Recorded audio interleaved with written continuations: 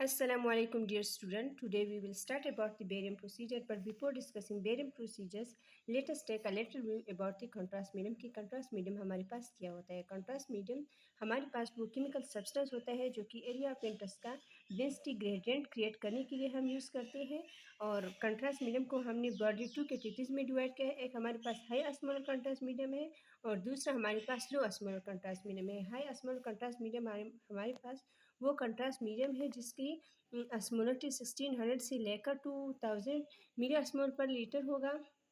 High अस्मोलर contrast medium में हमारे पास to contrast medium include है। एक हमारे पास बेरियम है और दूसरा हमारे पास आयोडीन है। दूसरा कैटेगरी हमारे पास लो अस्मोलर कंट्रास्ट मीडियम है। लो अस्मोलर कंट्रास्ट मीडियम वो कंट्रास्ट मीडियम है जिसकी अस्मोलरिटी हमारे पास 1200 से 800 से लेकर 1200 मिली अस्मोल पर लीटर होगा। और लो अस्मोलर कंट्रास्ट मीडियम में हमारे पास मोस्टली गैसेस इंक्लूड है। जो हाई अस्मोलर कंट्रास्ट मीडिया हमने डिस्कस किया उसमें हमारे पास बेरियम और आयोडीन इंक्लूड है। बेरियम को मोस्टली हम जीआईटी स्टडी के लिए यूज़ करते हैं और आयोडीन को हम मोस्टली एंजियोग्राफी और जितने भी हमारे पास यूरिनरी सिस्टम की विजुअलाइजेशन के लिए प्रोसीजर हम यूज़ करते हैं उसमें हम आयोडीन यूज़ करते हैं। Now we will discuss about the barium procedures. Barium procedures हमारे पास कन्वेंशनल रेडियोलॉजिकल प्रोसीजर है जो कि अर्ली डेज ऑफ रेडियोलॉजी में हम यूज़ करते हैं और इन दिनों में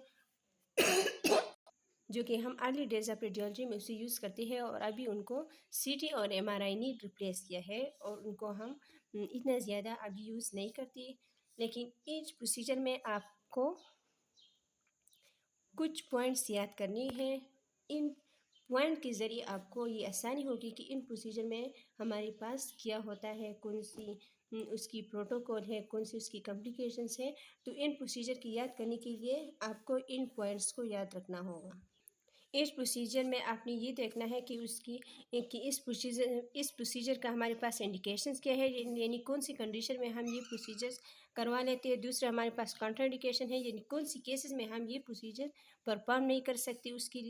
तीसरा हमारे पास है इक्विपमेंट, यानी कौन सी इक्विपमेंट इस प्रोसीजर में हम यूज़ करते हैं। और चौथा हमारे पास है कॉन्ट्रास्ट मीडियम की इन प्रोसीजर में कौन सा कॉन्ट्रास्ट मीडियम यूज़ हो रहा है और कितनी अमाउंट में यूज़ हो रहा है। पांचवा हमारे पास है पेशेंट प्रिपरेशन, यानी उस प्रोसीजर को परफॉर्म करने से पहले पेशेंट की क्या प्रिपरेशन करनी है। चौथा हमारे पास है प्रिलिमिनरी फिल्म। प्रिलिमिनरी फिल्म हमारे पास वो फिल्म होता है जो कि कंट्रास्ट मीडियम देने से पहले हम यूज़ करते हैं। फिर हमारे पास है टेक्निक, यानी हम किस तरह ये प्रोसीजर परफॉर्म कर लेते हैं।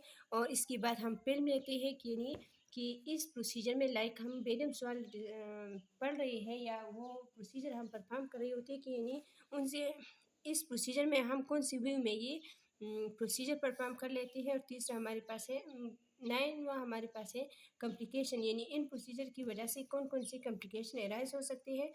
और लास्ट वन हमारे पास है आफ्टर के लिए, इन प्रोसीजर के परफॉर्म करने के बाद पेशेंट को क्या करना होगा।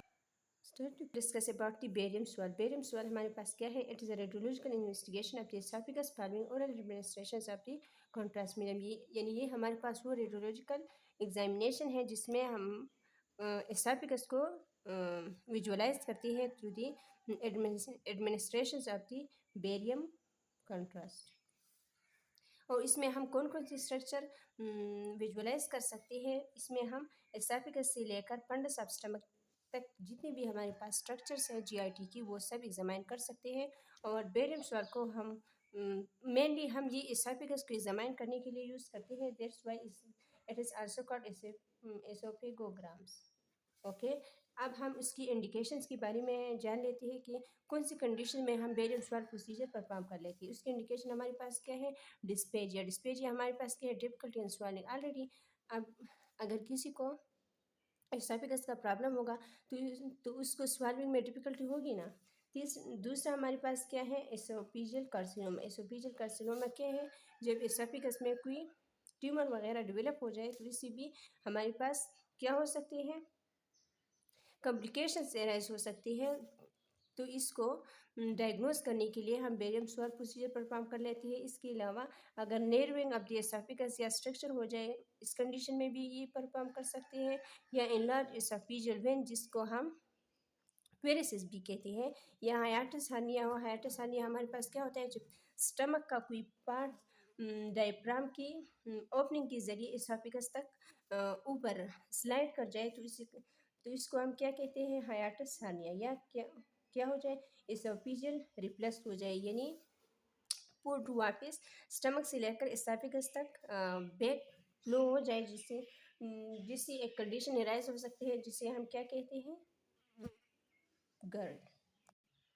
तो हम इसको गैस्ट्रोएसोफेजियल रिफ्लक्स डिजीज़ को डायग्नोस करने के लिए भी यूज़ करते हैं, और इसके अलावा अगर कोई फॉरेन बॉडी हो तो इसके कंडीशन में भी हम बेरियम सॉल्व प्रोसीजर परफॉर्म कर सकते हैं। अब हम इसकी कॉन्ट्राइंडिकेशन के बारे में जान लेते हैं कि कौन सी कंडीशन में हम बेरियम सॉल्व प्रोसीजर परफॉर्म नहीं कर सकते।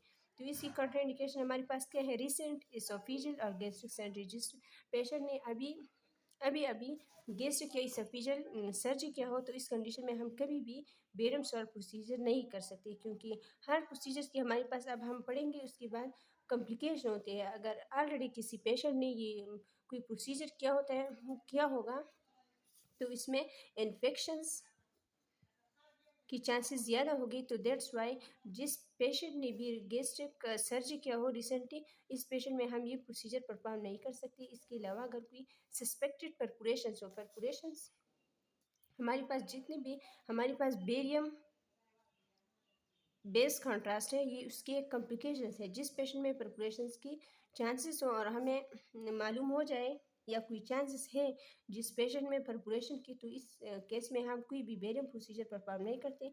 इस कंडीशन में हम वाटर सॉल्युबल कॉन्ट्रास्ट मीडियम का यूज़ करेंगे। अब हम उसकी इक्विपमेंट्स के बारे में जान लेते हैं कि बेरियम सॉल्व में कौन सी इक्विपमेंट्स हम यूज़ करते हैं। तो इसमें सिंपल हमारे पास फ्लोरोस्कोपी या रेडियोग्राफी यूनिट का यूज़ कर लेती है।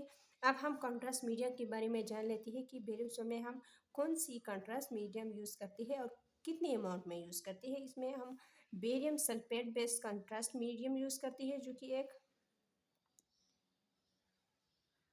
इनसॉल्युबल कंट्रास्ट मीडियम है।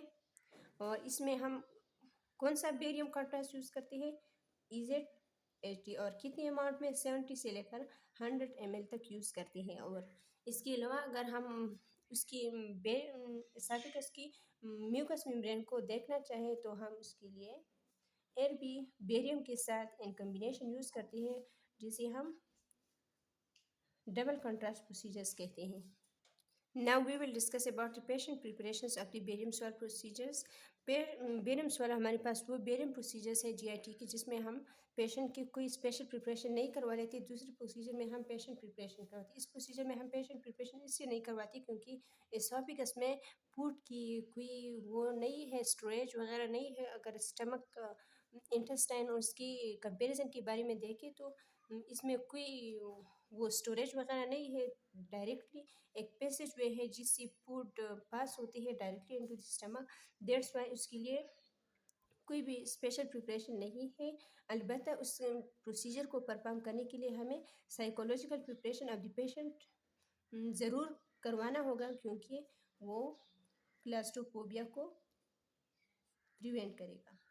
अब हम प्रिलिमिनरी फिल्म के बारे में जान लेते हैं। प्रिलिमिनरी फिल्म हमने डिस्कस भी किया था कि वो फिल्म है जो कि हम कंट्रास्ट मीडियम देने से पहले ले लेती है। और ये प्रिलिमिनरी फिल्म का हमारे पास इंपॉर्टेंस क्या होगा, ये हम पॉइंट ऑफ रेफरेंस के लिए यूज़ करते हैं और establish positioning and exposure factor selection के लिए। बेरियम सवाल में हम दो प्रिलिमिनरी फिल्म लेते हैं। एक हमारे पास एंटीरो पोस्टीरियर एसोफेगस होगा और दूसरा हमारे पास होगा लेटरल एसोफेगस की। अब हम इसकी टेक्निक के बारे में जान लेते हैं कि ये हम किस तरह परफॉर्म कर लेते हैं। तो इस प्रोसीजर का हमारे पास टेक्निक ये है कि हम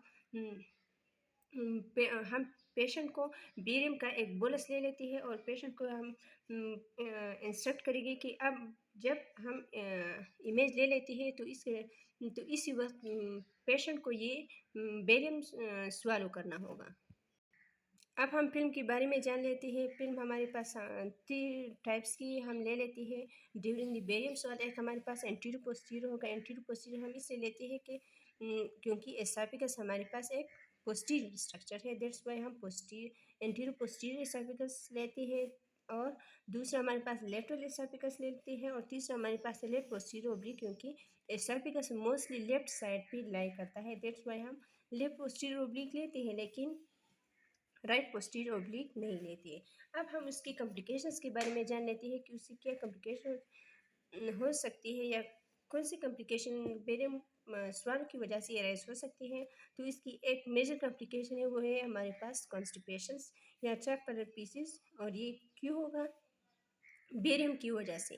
अब हम उसकी आफ्टर केयर के बारे में जान लेते हैं कि इस प्रोसीजर को परफॉर्म करने के बाद पेशेंट ने क्या परफॉर्म करना होगा या कौन सी बातों का ख्याल रखना होगा।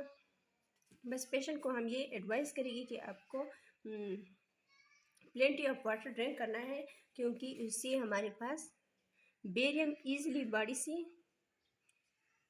एक्सक्रीट होगा और बॉडी में हमारे पास बेरियम इन्फेक्शन नहीं होगा, यानी जीआईटी में किसी भी जगह पे बेरियम कंट्रास्ट मीडियम की सॉलिडिफिकेशन नहीं होगा।